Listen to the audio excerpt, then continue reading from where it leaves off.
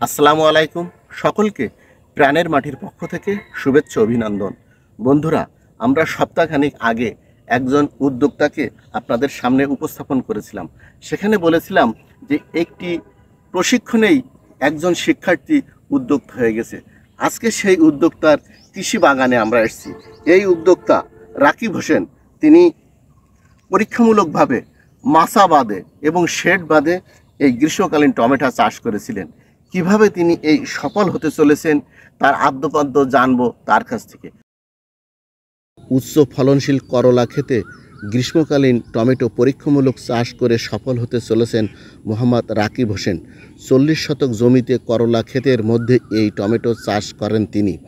বিনা খরচে ফলনও ভালো দেখা দিয়েছে। এ চাষাবাদে তার কোনো বাড়তি খরচ হয়নি।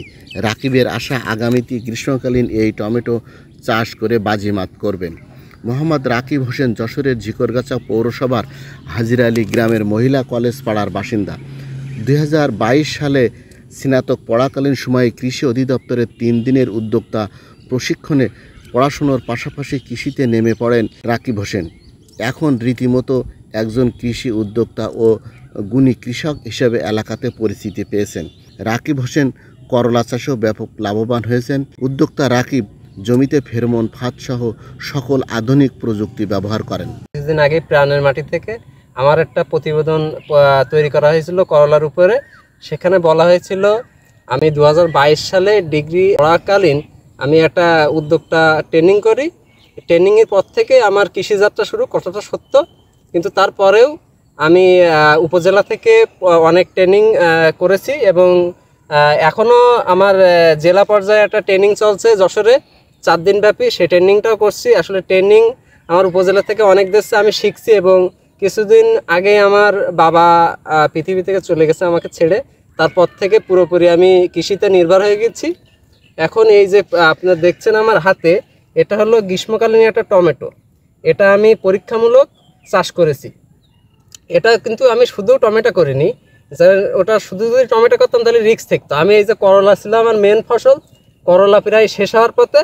টমেটোটা আমি পরীক্ষামূলক দেখছিলাম এটা হয় কিনা, কিন্তু এটা দেখছি আপনার টমেটো আমরা জানি গ্রীষ্মকালীন সাধারণত হয়, পরে শেড দিতে হয় এবং আপনার মনে করেন এটা স্প্রে করতে হয় হরমোন, সেই হিসেবে হয়। কিন্তু এটা আমি দেখছি এতে আমি কোনো হরমোন স্প্রে করিনি, কিন্তু অটোমেটিক এটা সেট হচ্ছে এবং শেড নেট বাদেই এটা সুন্দরভাবে চাষ করা সম্ভব। এবং দেখুন প্রত্যেকটি গাছে আমার এই একই রকম ফলন এসেছে। আমি এই টমেটোগুলো অল্প পরিসরে লাগাইছি এবং পারিবারিক পুষ্টি চাহিদা মেটানো যদি পরীক্ষামূলক ছিল, কিন্তু এটা পারিবারিক, এখন দেখছি আমি পারিবারিক চাহিদা মিটায়ে এটা বাজারে বিক্রি করতে পারবো। এই নিয়ে আমার একটা বৃহৎ পরিকল্পনা আছে। এবং এখানে জৈব বালাইনাশক আমি যে ব্যবহার করি, যে আমাদের প্রশিক্ষণে প্রত্যেকটা প্রশিক্ষণে আমাদের বলা হয়েছে নিরাপদ সবজি কিভাবে তৈরি করতে পারি। সেই নিরাপদ, কারণ আমরা যদি নিরাপদ না তৈরি করতে পারি, তৈরিটা করবে কারা? আমরা শিক্ষিত উদ্যোক্তা। আমরা আসলে চাই মানুষকে একটি নিরাপদ ফসল উপহার দিতে।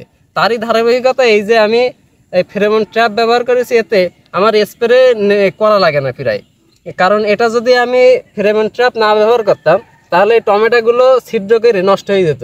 কিন্তু আমার এতে বলে স্প্রেও করা লাগেনি। তাহলে এটা আমরা বলতে পারি নিরাপদ এবং এটা গরমের সম্ভব শেড বাদেই। রাকিব একজন উদ্যমী উদ্যোক্তা চাষি। আমরা তাকে বিভিন্ন প্রশিক্ষণ দিয়েছি। দেওয়ার ফলে সে দেখেন করলা ক্ষেতের ভিতরে গ্রীষ্মকালীন টমেটো চাষ করেছে। আর সে একজন উদ্যোক্তা হিসেবে তার ফল পেতে শুরু করেছে। আমরা কৃষি বিভাগ তার নিয়ে স্বপ্ন দেখছি।